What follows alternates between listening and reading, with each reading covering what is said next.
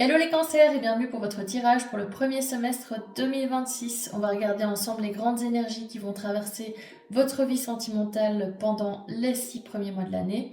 Et on va commencer tout de suite avec l'énergie principale que j'ai tirée dans l'oracle Mademoiselle Lenormand et qui est la carte de la montagne.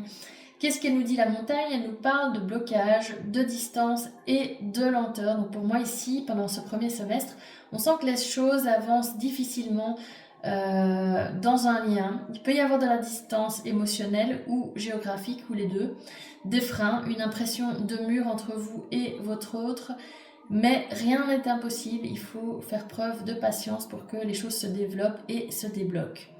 On continue avec les autres énergies principales de ce tirage qui sont le jugement tiré dans le tarot Rider-Waite et puis la carte de la réussite dans l'oracle Béline. Alors le jugement, il nous dit qu'il y a une prise de conscience, une décision chez vous. Et puis la carte de la réussite, elle nous parle d'une issue positive, d'une résolution d'un conflit ou d'un problème, en tout cas dans un lien. Donc l'ensemble des deux cartes, pour moi, qu'est-ce qu'il nous dit? Il nous dit que malgré les blocages, il y a une prise de conscience importante chez vous qui est en cours. Il y a une décision qui devrait être prise et elle peut mener à quelque chose de juste et de satisfaisant pour vous, mais évidemment, il y a tout un processus à suivre pour ça.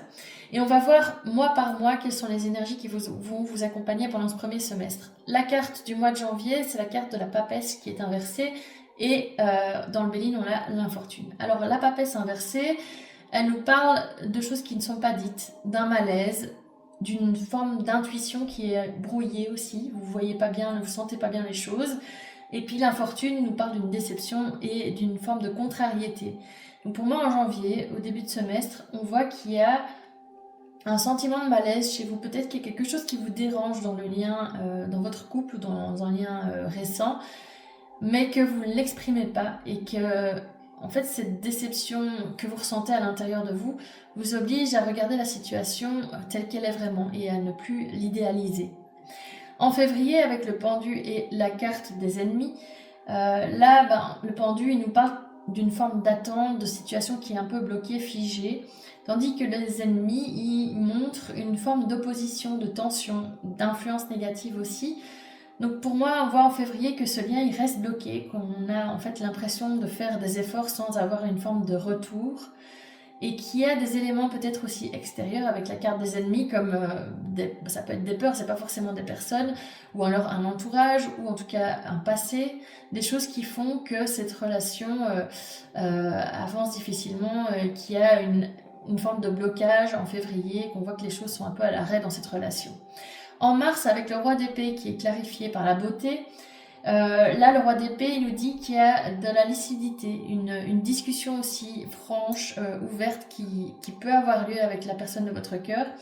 La beauté, elle nous parle d'attirance et de rechercher aussi une forme d'harmonie. Donc, pour moi, en mars, il y a une mise au point, en fait, qui devient un peu nécessaire. Une discussion claire qui permet de rééquilibrer la relation et de remettre du respect, de la justesse, là où il y avait peut-être un peu trop d'émotionnel, de tension, de complexité. En avril, avec le magicien et la carte de la maladie, le magicien, il nous montre qu'il y a chez vous une envie d'agir, de relancer le lien. La carte de la maladie, elle nous parle d'une forme de fatigue, de fragilité émotionnelle, de fragilité intérieure. Donc pour moi, en avril, vous avez la volonté de repartir de zéro, de relancer le lien, mais l'énergie n'est pas encore stable, le lien est encore fragile, fatigué, et en fait, trop forcer ce lien pourrait l'épuiser davantage, donc on vous conseille plutôt de laisser les choses se développer à leur rythme. En mai, avec le 4 de Pentacle clarifié par l'inconstance. Alors le 4 de Pentacle, c'est la carte du lâcher-prise. Et la carte de l'inconstance, c'est qu'il y a une forme de va-et-vient. On sent qu'il y a une instabilité, qu'il y a un pas qui est fait en avant et puis deux pas en arrière. Donc pour moi, en mai, on sent que l'équilibre est difficile à trouver pour vous, qu'il y a peut-être un lien qui alterne entre rapprochement et distance, et que vous êtes invité à lâcher ce qui n'est pas stable en fait, laisser partir, lâcher prise, laisser partir ce qui ne vous convient plus, ce qui n'est pas aligné avec vous.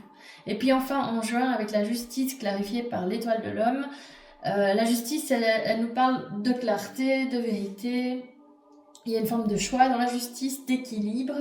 L'étoile de l'homme, elle nous invite à chercher des repères.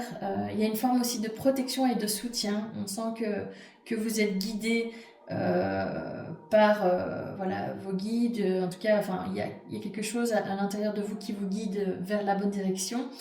Et la fin de ce semestre, eh ben, elle nous montre qu'il y a une forme de clarté qui revient, qu'il y a une décision juste qui est prise et qui permet de retrouver en fait un sentiment de cohérence et de sécurité émotionnelle dans ce lien et puis de manière générale dans votre vie sentimentale. Donc pour résumer ce premier semestre pour vous les cancers, on vous demande de faire face au blocage en fait sans les nier, de prendre une décision de manière honnête et d'avancer vers un lien plus équilibré qui est plus respectueux de vos besoins, voilà, de vos besoins sentimentaux, de vos besoins affectifs. Donc j'espère que cette guidance vous a plu, qu'elle a résonné en vous. Si c'est le cas, n'hésitez pas à la liker, à la partager ou à la commenter et surtout à vous abonner à ma chaîne pour recevoir les prochains messages.